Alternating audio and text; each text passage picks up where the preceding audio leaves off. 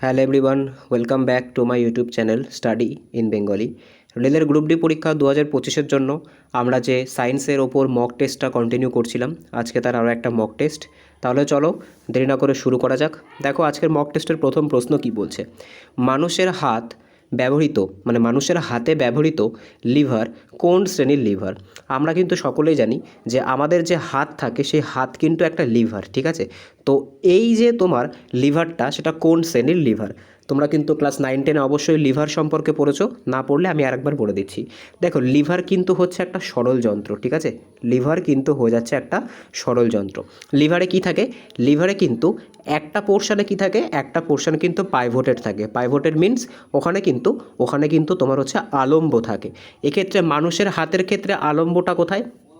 তো দেখো এক্ষেত্রে কিন্তু মানুষের হাতের ক্ষেত্রে আমাদের যে হাত আছে, আমাদের হাতের ক্ষেত্রে কিন্তু আলম্ব হয়ে যাচ্ছে আমাদের যেখানে হাতটা আমাদের কাঁধে গিয়ে আসছে বা কাঁধে গিয়ে জুড়ছে, সেই জায়গাটাকে হচ্ছে আলম্ব। আলম্ব মানে কিন্তু সেই পয়েন্টটা যে পয়েন্টটা নড়াচড়া করে না। আচ্ছা, আমরা তাহলে কি বললাম, এক পাশে কি থাকে? এক পাশে হচ্ছে আলম্ব থাকে, আলম্বকে ফ্যালক্রাম বলে। তো আমরা ফ্যালক্রাম লিখলাম। মানুষের হাতের ডায়াগ্রাম এটা একটু মোটামুটিভাবে আঁকার চেষ্টা করেছি।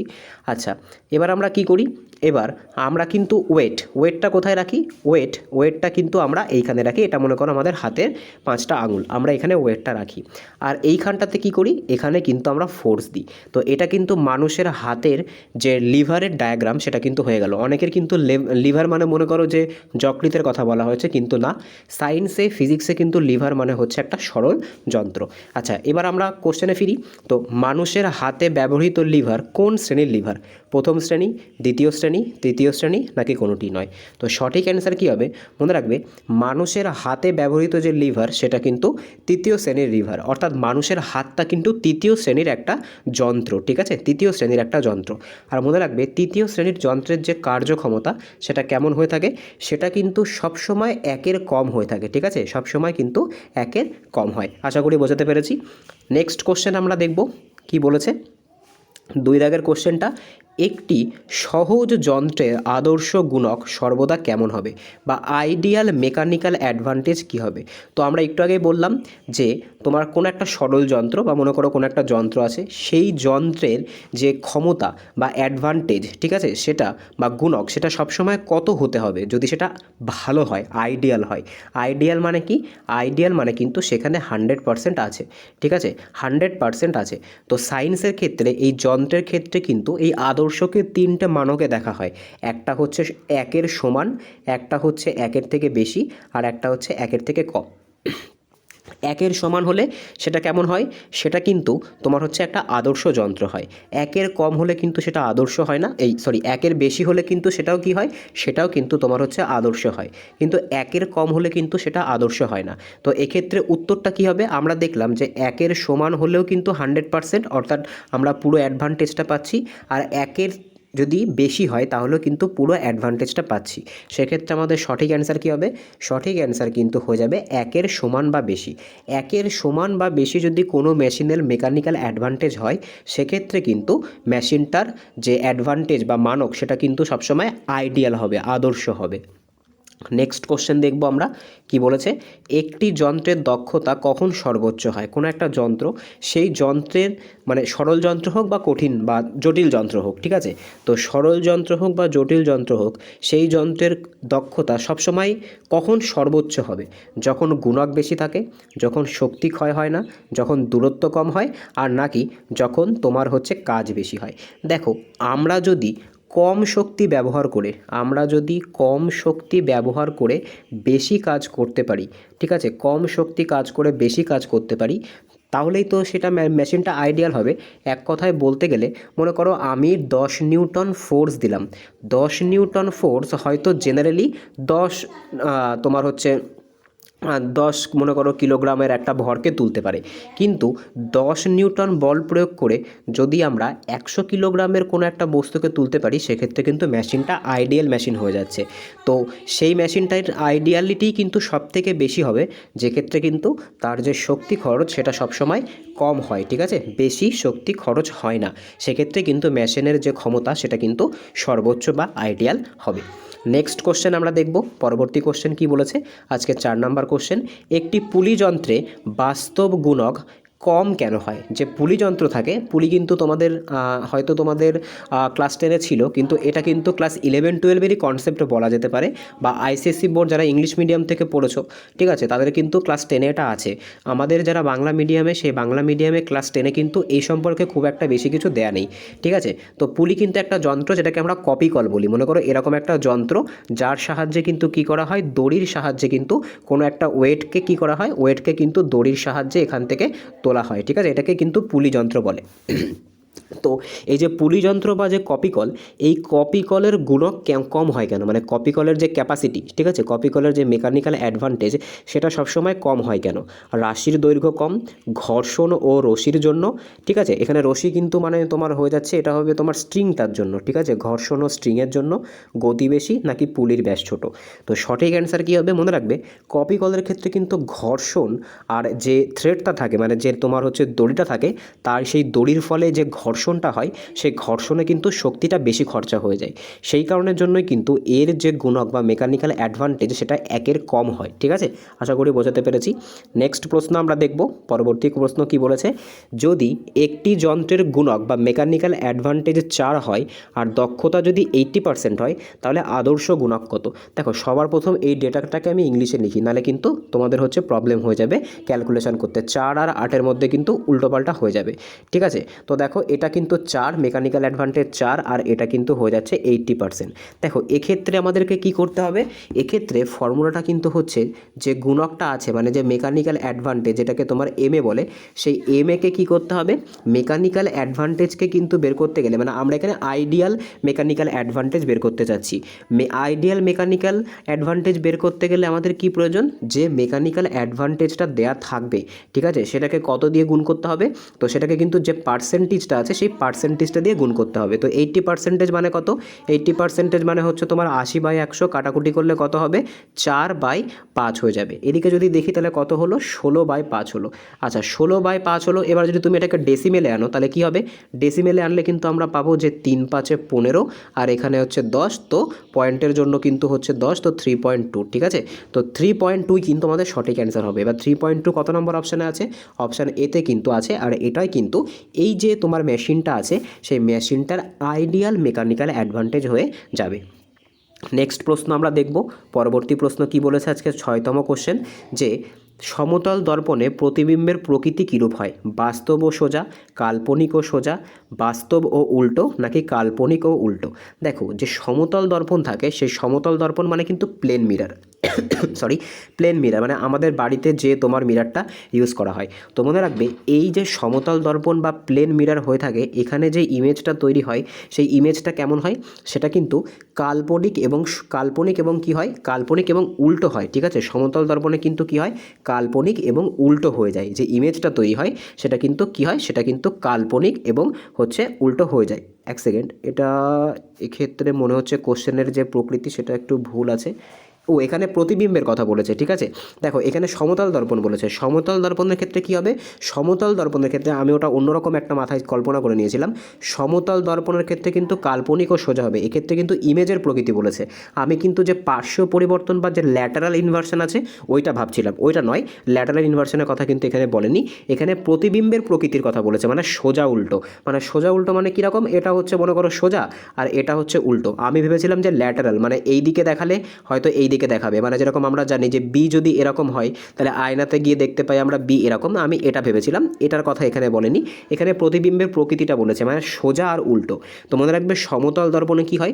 সমতল দর্পণে কিন্তু কাল্পনিক প্রতিবিম্ব আর সোজা হয়, মানে কিন্তু এটা একদম খাড়া থাকে, ঠিক আছে। মানে মানুষের মনে করো কোনো একটা মানুষ দাঁড়িয়ে আছে, তো মানুষের মাথাকে কিন্তু আমরা ওপরেই দেখতে পাবো, ঠিক আছে। আশা করি বোঝাতে পেরেছি। দুঃখিত খুবই, প্রথমে এই ল্যাটারাল ইনভার্সনের কথাটা মাথায় আমার চলে এসেছিল। নেক্সট প্রশ্ন আমরা দেখব। পরবর্তী প্রশ্ন কি বলেছে আজকে 7 নম্বর কোশ্চেনটা কি বলেছে, যে উত্তল দর্পণে প্রতিবিম্ব কেমন হয়?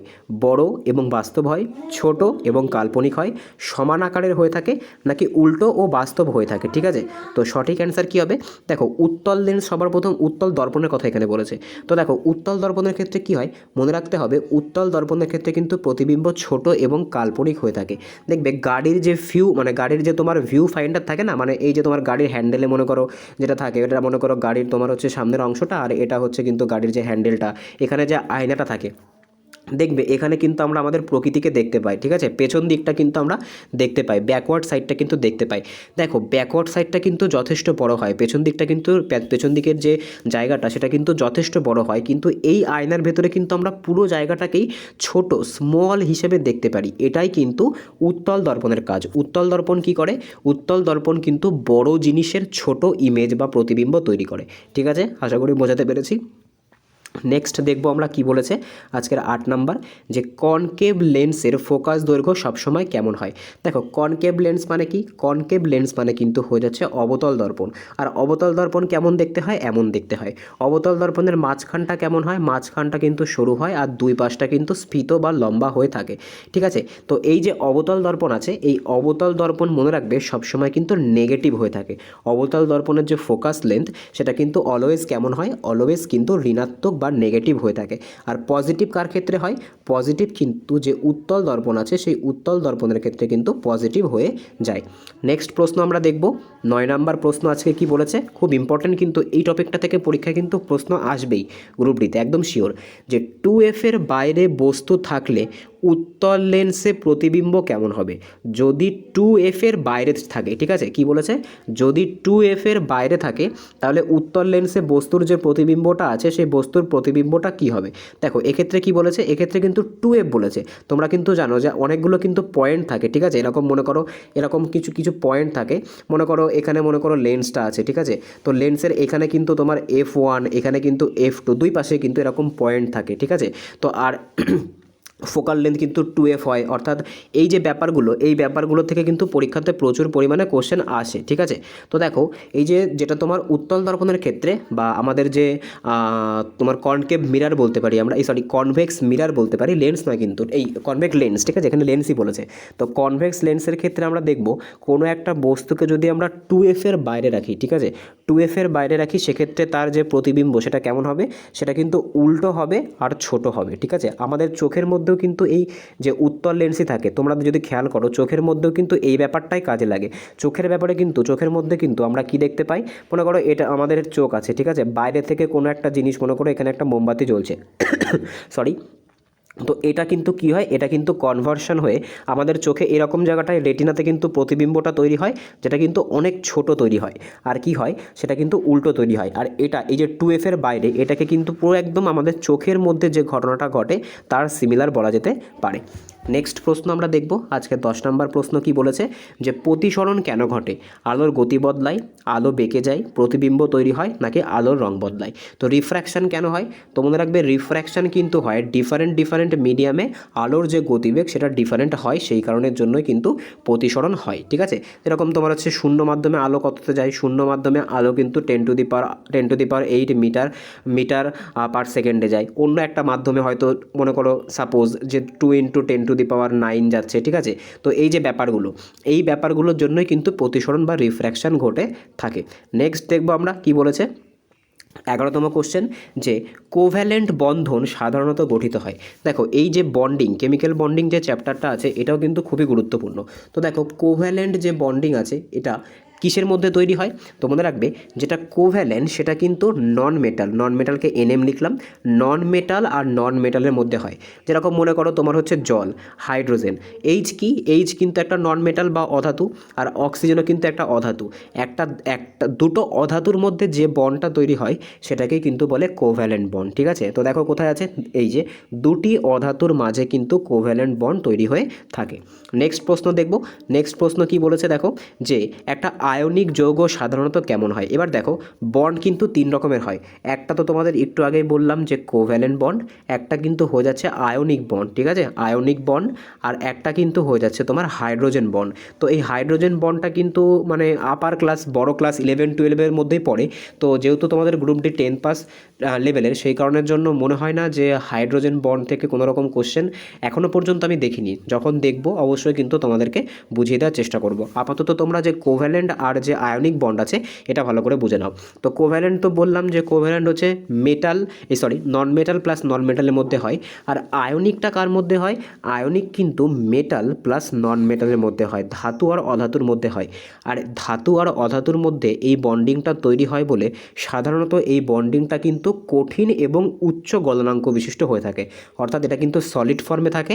আর এটা কিন্তু কি হয়, এটা কিন্তু তোমার হচ্ছে হাই মেল্টিং পয়েন্ট কিন্তু এদের হয়ে থাকে, ঠিক আছে, মনে রাখবে এটা। নেক্সট প্রশ্ন, আর এই আয়নিক যৌগের ক্ষেত্রে একটা স্পেশাল কিন্তু ক্যারেক্টারিস্টিক আছে, এরা কিন্তু কঠিন অবস্থায় ইলেকট্রিসিটিকে ক্যারি করে না, ঠিক আছে, কঠিন অবস্থায় ইলেকট্রিসিটিকে কিন্তু এরা ক্যারি করে না, কিন্তু যখন এরা অ্যাকুয়াস বা জলীয় থাকে, ঠিক আছে, বা তোমার জলের মধ্যে মেশানো হয় তখন কিন্তু তোমার ইলেকট্রিসিটিকে ক্যারি করে, এটা কিন্তু এদের একটা খুব বড় বৈশিষ্ট্য। নেক্সট প্রশ্ন দেখব কি বলেছে, 13তম প্রশ্ন, যে কোন যৌগে আয়নিক বন্ধন নেই। তো একটু আগে তোমাদের বললাম যে আয়নিক হতে গেলে কি লাগবে, আয়নিক হতে গেলে কিন্তু মেটাল প্লাস হচ্ছে আমার নন মেটাল লাগবে। তো এবার এই যে অপশানগুলো আছে তার মধ্যে থেকে তোমাকে চুজ করে বলতে হবে, তোমরা বুঝতেই পারবে যে কোনটা মেটাল আর কোনটা মেটাল, সেই অ্যাকর্ডিং টু অ্যান্সার করতে পারবে। তো আয়নিক বন্ধন 9 বলেছে। দেখো যদি তোমরা দেখো যে Na আর Cl, Na কি, Na কিন্তু তোমার হচ্ছে একটা মেটাল আর Cl কিন্তু একটা হচ্ছে নন মেটাল, এটা কিন্তু একটা আয়নিক বন্ধন, ঠিক আছে। এবার দেখো পরবর্তীটা কি বলেছে, পরবর্তীটা কিন্তু বলেছে MgO। আচ্ছা Mg কি, Mg কিন্তু ম্যাগনেসিয়াম, ম্যাগনেসিয়াম কিন্তু একটা মেটাল, আর অক্সিজেন কি, অক্সিজেন কিন্তু একটা নন মেটাল, তাহলে এটাও একটা কিন্তু তোমার আয়নিক যৌগ। আচ্ছা এবার দেখো কি বলেছে Kbr, কে মানে কি, কে মানে কিন্তু হয়ে যাচ্ছে পটাশিয়াম, পটাশিয়াম কি আমরা জানি পটাশিয়ামও কিন্তু তোমার হচ্ছে একটা ক্ষার ধাতু। আর বিআর মানে কি, বিআর মানে কিন্তু হচ্ছে ব্রোমিন, যেটা কি, যেটা কিন্তু একটা অধাতু, তো এটাও কিন্তু একটা আয়নিক। একমাত্র যেটা H2 আছে, H2ও কিন্তু একটা আয়নিক বন্ড নয়, এটা কিন্তু একটা কোভ্যালেন্ট বন্ড বা সমযোজী বন্ধন। আশা করি বোঝাতে পেরেছি। নেক্সট প্রশ্ন আমরা দেখব, পরবর্তী প্রশ্ন কি বলেছে, 14 নম্বর প্রশ্ন, যে কোভ্যালেন্ট বন্ধনে ইলেকট্রন কি হয়। দেখো কোভ্যালেন্ট বন্ধনে কি হয়, একদিক থেকে অন্য দিকে যায়, ভাগ করে নেয়, বিকর্ষণ ঘটে, নাকি নিষ্ক্রিয় থাকে। তো দেখো কোভ্যালেন্ট বন্ড বা সমযোজী বন্ধনে কিন্তু ইলেকট্রনের শেয়ারিং হয়, ভাগ করে নেওয়া হয়। দেখো আমি এখানে স্ট্রাকচার একটা তৈরি করেছি, মনে করো H2O।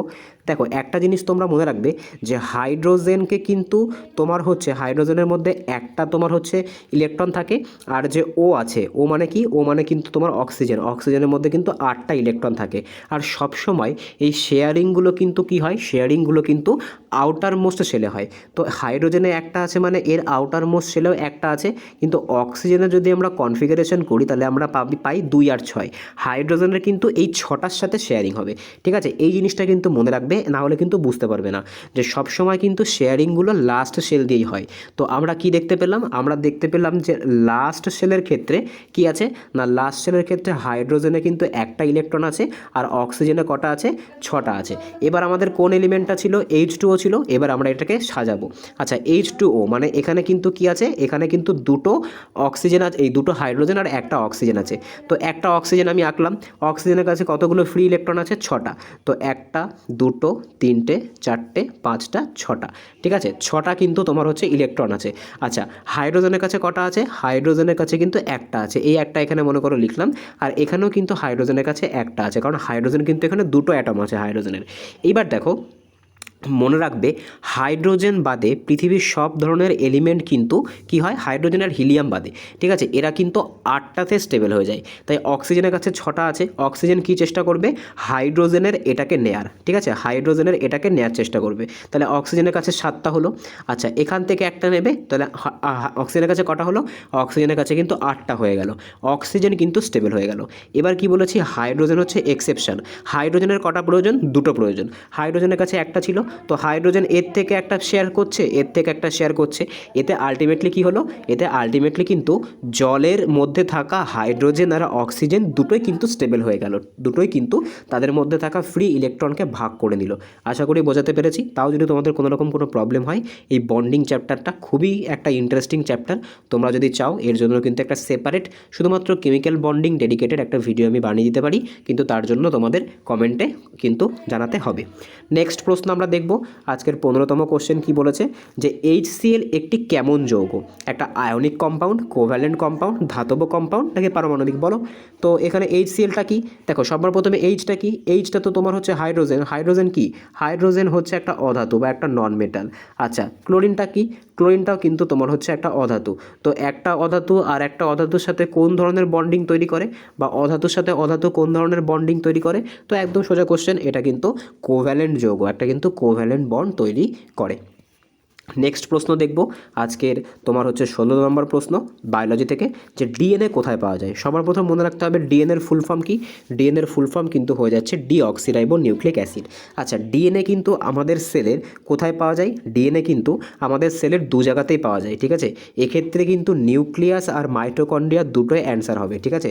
এখানে হয় তোমাদের অ্যান্সার নিউক্লিয়াস আছে, কিন্তু মনে রাখবে ডিএনএ কিন্তু ডিএনএর মধ্যে থাকা ক্রোমোজোম কিন্তু নিউক্লিয়াস আর মাইটোকন্ড্রিয়া দুটোতেই পাওয়া যায়, আমরা কিন্তু দুটোকেই অ্যান্সার করব। রাইবোজোমের কাজ কি? রাইবোজোমের কাজ কিন্তু প্রোটিনকে সংশ্লেষণ করা, ঠিক আছে। প্রোটিনকে সংশ্লেষণ করতে কিন্তু রাইবোজোম সহায়তা করে। সাইটোপ্লাজমের কাজ কি? সাইটোপ্লাজমের মধ্যে কিন্তু এই যে কোষ অঙ্গাণুগুলো থাকে এটা কিন্তু ভেসে থাকে। সাইটোপ্লাজম কিন্তু কোষের মধ্যে যে ব্যালেন্স সেটাকে বজায় রাখতে সাহায্য করে। মাইটোকন্ড্রিয়ার কাজ কি? আমরা সকলেই জানি মাইটোকন্ড্রিয়াকে কি বলে। মাইটোকন্ড্রিয়াকে কিন্তু power house of the cell বলা হয়ে থাকে। নেক্সট প্রশ্ন দেখব কি বলেছে, 17তম প্রশ্ন, যে প্লাজমা ঝিল্লি প্রধানত তৈরি হয় কি দিয়ে? প্রোটিন ও লিপিড দিয়ে, কার্বোহাইড্রেট দিয়ে, সেলুলোজ দিয়ে, নাকি জল দিয়ে? তো প্লাজমা ঝিল্লি বা প্লাজমা মেমব্রেন কি দিয়ে তৈরি হয়? তো মনে রাখবে প্লাজমা ঝিল্লি বা প্লাজমা মেমব্রেন এটা কিন্তু প্রোটিন আর লিপিড দিয়ে তৈরি হয়, ঠিক আছে। প্রোটিন আর লিপিড দিয়ে কিন্তু তৈরি হয়ে থাকে। নেক্সট দেখব কি বলেছে আজকের 18তম কোশ্চেন, যে প্রাণী কোষে কোনটা থাকে না। এর মধ্যে প্রাণী কোষে কোনটা থাকে না? নিউক্লিয়াস, ক্লোরোপ্লাস্ট, মাইটোকন্ড্রিয়া, নাকি সেন্ট্রিওল? দেখো তোমরা যদি ভালো করে খেয়াল করো তো প্রাণী কোষে কোনটা থাকে না।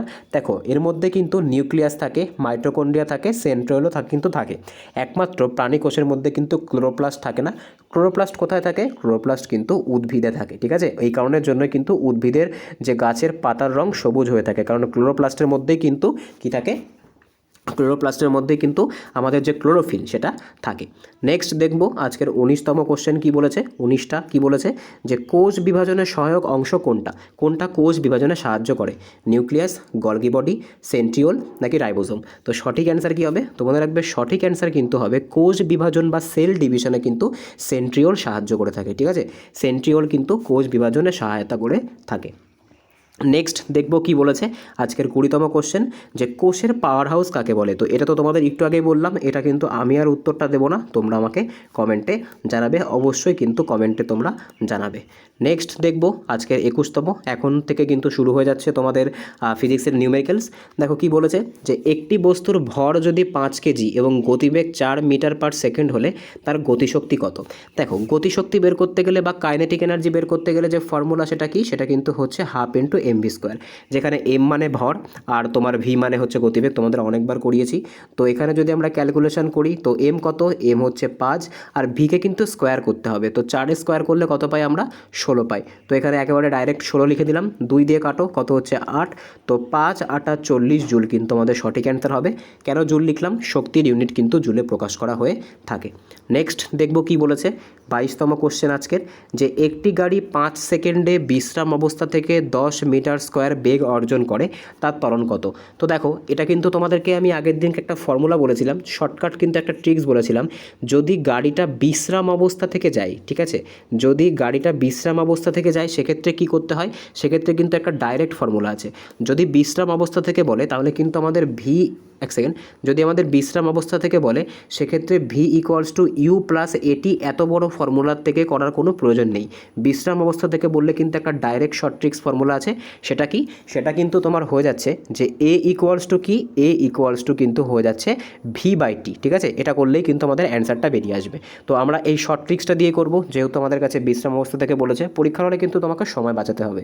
তো এ equals to V by T, তো যদি দেখি আমাদের কত আছে, ভি আছে 10, ঠিক আছে, 10 মিটার পার সেকেন্ড আছে। আর এক্ষেত্রে আমাদের সময় কত আছে? সময় কিন্তু আছে 5 সেকেন্ড বলেছে।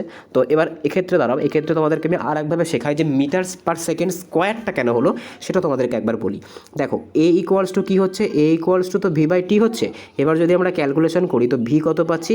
10 মিটার পার সেকেন্ড পাচ্ছি, কিন্তু পার সেকেন্ড মানে কিন্তু হয়ে যাচ্ছে এটা।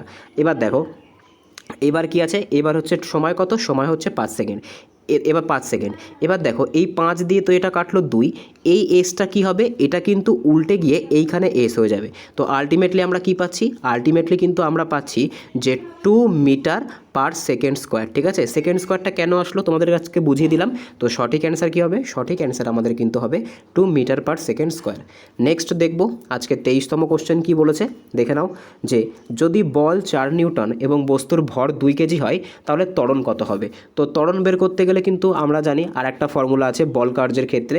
তো ত্বরণ বের করতে গেলে কি করতে হয়, ফোর্স ইকুয়ালস টু কিন্তু কি হয়, ফোর্স ইকুয়ালস টু কিন্তু এম এ হয়, এফ এ ইকুয়ালস টু কিন্তু এম এ হয়। তো এখানে ফোর্স কত, এখানে ফোর্স বলেছে 4 নিউটন, এম কত, এম বলেছে 2 কেজি, আর যে এ আছে সেটা কত, সেটা কিন্তু আমাদেরকে বের করতে হবে। 2 দিয়ে 4কে কাটো, কত হচ্ছে 2, তো 2 মিটার পার সেকেন্ড কিন্তু সেকেন্ড স্কোয়ার কিন্তু আমাদের সঠিক অ্যান্সার হয়ে গেল। এখানেও কিন্তু সেই এই যে সেকেন্ড স্কোয়ারটা সেটাও কিন্তু ওইভাবেই এসেছে। ঠিক আছে, নেক্সট দেখব আমরা কি বলেছে আজকের 24তম কোশ্চেন, যে একটি বৈদ্যুতিক হিটার 10 মিনিটে 6000 জুল কার্য করে, শক্তির রূপান্তরের হার কত। ঠিক আছে, শক্তির রূপান্তরের হার কত। তো এই যে অঙ্কটা আছে এটাও কিন্তু তোমাদেরকে আমি প্রচুর প্র্যাকটিস করিয়েছি। তো এই যে কোশ্চেনটা এটা কিন্তু তোমাদের আমি এইচডাব্লিউ দিলাম। এই যে ইউনিট বের করার যে অঙ্কটা আছে মানে শক্তির রূপান্তরের হার, যেটাকে আমরা তোমার হচ্ছে বোর্ড বা ইউনিট বলি, এটা কত, এটা কিন্তু তোমরা আমাকে করে জানাবে। ঠিক আছে, এটা কিন্তু তোমাদের জন্য এইচডাব্লিউ থাকলো। এই অঙ্কটা কিন্তু তোমরা আমাকে করে জানাবে। অনেকবার কিন্তু এই টাইপের অঙ্ক, ইউনিট বের করার অঙ্কগুলো কিন্তু তোমাদেরকে শিখিয়েছি। নেক্সট দেখব আমরা কি বলেছে আজকের 25তম তথা আজকের লাস্ট কোশ্চেন, যে একটি দণ্ডের দৈর্ঘ্য 1 মিটার সরি বল প্রয়োগ করা হয় 20 নিউটন, বল বাহুর দৈর্ঘ্য কত। দেখো এটা কিন্তু একটা নতুন অঙ্ক। ঠিক আছে, বল বাহুর দৈর্ঘ্য হচ্ছে 50 সেন্টিমিটার বলে দিয়েছে। আমি অঙ্কটা আরেকবার পড়ছি, যে একটি দণ্ডের দৈর্ঘ্য মানে মনে করো একটা এরকম তোমার হচ্ছে কোনো একটা লাঠি আছে, তার দৈর্ঘ্য কত, তার দৈর্ঘ্য কিন্তু হয়ে যাচ্ছে 1 মিটার। আচ্ছা, বল প্রয়োগ করা হচ্ছে 20 নিউটন, 20 নিউটনের কিন্তু বল প্রয়োগ করা হয়েছে। আর বল বাহুর দৈর্ঘ্য কত, বল বাহুর দৈর্ঘ্য কিন্তু হয়ে যাচ্ছে 50 সেন্টিমিটার। তাহলে হচ্ছে তোমার টর্ক কত। আচ্ছা, এই বল বাহু ব্যাপারটা কিন্তু তোমায় বুঝতে হবে। দেখো এক্ষেত্রে আমরা কি ধরছি, এক্ষেত্রে কিন্তু একটা জিনিস বলা হয়নি, সেটা কিন্তু তোমাদেরকে বুঝতে হবে। এক্ষেত্রে আমরা ধরছি যে দ্বন্দ্বটা আছে, যে লাঠিটা আছে, সেটা কিন্তু একটা পার্ট কি আছে, একটা পার্ট কিন্তু ফিক্সড আছে, ফিক্সড বা ওটা কিন্তু তোমার হচ্ছে পাইভোটেড আছে, ওটাকে আমি পি দিয়ে ডিনোট করলাম, এটা কিন্তু ফিক্সড আছে। ঠিক আছে, এবার দেখো কি হচ্ছে, এইবার বল বাহু মানে কত, বল বাহু মানে কিন্তু তোমার হয়ে যাচ্ছে মানে তোমার এই এখান থেকে যদি তোমরা খেয়াল করো, এখানে আমি নতুন করে করার চেষ্টা করছি। মনে করো এটা যেটা আছে, ঠিক আছে, এটা কি আছে, এটা মনে করো একটা পাশে ফিক্সড আছে। ঠিক আছে, আচ্ছা এবার কি বলেছে, পুরোটার দৈর্ঘ্য কত, পুরোটার দৈর্ঘ্য কিন্তু হচ্ছে 1 মিটার। ঠিক আছে, এবার 1 মিটার মানে কত, 1 মিটার মানে কিন্তু তোমার হয়ে যাচ্ছে 100 সেন্টিমিটার। ঠিক আছে, তো এবার মনে করো এটা 100 সেন্টিমিটারের একটা লাঠি, এটা একটা 100 সেন্টিমিটারের লাঠি, যেখানে কিন্তু 50 সেন্টিমিটার পর্যন্ত মনে করো এই যে 50 সেন্টিমিটার এখানে আছে, এটা মনে করো 50 সেন্টিমিটার, এখানে মনে করো আমাদের পাইভোটেড বা বলটা প্রয়োগ করা হচ্ছে। এবার দেখো বল বাহুর দৈর্ঘ্য কত, আর এটা হচ্ছে এই প্রান্তে আমরা ফোর্স দিচ্ছি, এই জায়গাটায় আমরা এফ ফর ফোর্স দিচ্ছি। এইবার কি হচ্ছে, এইবার বলেছে এই যে আমরা ফোর্সটা এখানে অ্যাপ্লাই করছি, সেক্ষেত্রে আমাদের টর্ক কত। টর্ককেই কিন্তু মোমেন্ট অফ ফোর্স বলে। ঠিক আছে, টর্ককেই কিন্তু মোমেন্ট অফ ফোর্স বলে। তো দেখো এক্ষেত্রে এটা কিন্তু বার করার একটা খুব সোজা একটা নিয়ম আছে। কি করতে হয় তোমাকে কিন্তু যে বলটা আছে, ঠিক আছে, সেই বলটা মানে যে তুমি যে ফোর্সটা গুণ করছো, সেই ফোর্সের সঙ্গে তোমায় কি করতে হবে, সেই ফোর্সের সঙ্গে কিন্তু তোমায় যে এর যে তোমার দৈর্ঘ্যটা আছে, বল বাহুর যে দৈর্ঘ্যটা আছে, সেটাকে কিন্তু গুণ করতে হবে। তো দেখো আমরা যদি এবার নিচের দিকে করি তাহলে ছবিটা থাকলে তোমাদের বুঝতেও সুবিধা হবে। তো এক্ষেত্রে কিন্তু টর্কের টি ধরলাম, টি বের করতে গেলে আমাদেরকে কি দরকার হবে, টি বের করতে গেলে কিন্তু আমাদের ফোর্স ইন্টু যে ফর্মুলাটা লিখে নিতে পারো, যে force into perpendicular distance, perpendicular distance মানে কিন্তু হচ্ছে এটা ফোর্স ইন্টু পারপেন্ডিকুলার ডিস্টেন্স, এটা কিন্তু তোমার টর্ক বার করার ফর্মুলা। আচ্ছা এবার আমরা ছবিটাকে আর একবার একটু সুন্দর করে আঁকবো। তো এটা কিন্তু আমাদের দণ্ডটা হয়ে গেল, এই 50 সেন্টিমিটারে কিন্তু আমাদের পাইভোটেড পার্ট, আমরা এখানে বল প্রয়োগ করছি, এই প্রান্ত দিয়ে আমরা বল প্রয়োগ করছি, এইটুকুর দৈর্ঘ্য হচ্ছে 50, আর যে পুরোটা আছে সেই পুরোটার দৈর্ঘ্য কিন্তু 100 সেন্টিমিটার বা 1 মিটার, যেটা আমাদের আপাতত প্রয়োজন নেই। আচ্ছা এইবার দেখো, তো এই যে ফর্মুলাটা টর্ক বার করতে গেলে যে ফর্মুলাটা, সেটা কি বললাম, সেটা কিন্তু হচ্ছে ফোর্স ইন্টু পারপেন্ডিকুলার ডিস্টেন্স। আচ্ছা পারপেন্ডিকুলার ডিস্টেন্স মানে কত, এই যে ফোর্স যেখান থেকে দিচ্ছি সেখান থেকে শুরু করে এই পর্যন্ত, মানে যেখানে আমার ফোর্সটা ক্রিয়েট হচ্ছে, মানে এই যে 50, মানে ফোর্সটা গিয়ে লাগছে 50 সেন্টিমিটার, এটাই কিন্তু আমার পারপেন্ডিকুলার ডিস্টেন্স। আচ্ছা এবার জাস্ট মাল্টিপ্লাই করো, তো মাল্টিপ্লাই করলে কি হবে, ফোর্স আমাদের কিন্তু 20 নিউটন আছে। আর এক্ষেত্রে দেখো, এক্ষেত্রে কিন্তু আমাদের যে ডিস্টেন্স, তুমি যদি অপশানটাকে ভালো করে খেয়াল করো তাহলে কিন্তু তুমি দেখবে অপশানে কিন্তু কোথাও সেন্টিমিটার নেই। তাই তোমাকে কি করতে হবে, তাই তোমাকে কিন্তু এই যে সেন্টিমিটার মানে 50 সেন্টিমিটারকে কিন্তু তোমাকে মিটারে কনভার্ট করে নিতে হবে। তো 50 সেন্টিমিটার মানে কত মিটার, 50 সেন্টিমিটার মানে কিন্তু 0.5 মিটার। তো 0.5 দিয়ে তোমাকে কিন্তু কী করতে হবে, গুণ করতে হবে। তো এটা তুলে দাও, এটা করলে কত হচ্ছে, 5 দুগুণে 10। তো 10 নিউটন মিটার কিন্তু হচ্ছে আমাদের সঠিক অ্যান্সার। এটা কিন্তু খুব একটা হাই লেভেলের অঙ্ক তোমরা বলতে পারো। এই ধরনের অঙ্কগুলো কিন্তু পরীক্ষায় একটা দুটো করে তোমরা পাবে। তো সঠিক অ্যান্সার কিন্তু আমাদের হয়ে যাবে 10 নিউটন মিটার। আশা করি বোঝাতে পেরেছি। কারোর যদি এই অঙ্কটাতে কোনো প্রবলেম হয় আমাকে আবার বলবে, কমেন্টে অবশ্যই জানাবে। এটা আমি একদম পরের দিনের যে মক টেস্টটা হবে তার একদম প্রথমে রেখে দরকার পড়লে আরেকবার বুঝিয়ে দেবো, ঠিক আছে। তো আজকে এই অবধিই ছিল। তো বলো, তোমরা সবাই বলছিলে যে স্যার লেভেল বাড়ান লেভেল বাড়ান।